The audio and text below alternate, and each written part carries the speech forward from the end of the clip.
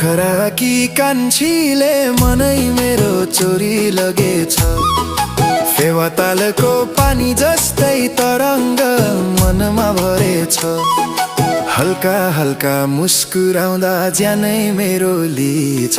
पोखरा कि कान्छीले माछा पुछ्रे हिमाल हाँस तिम्रो मुहार देखेर।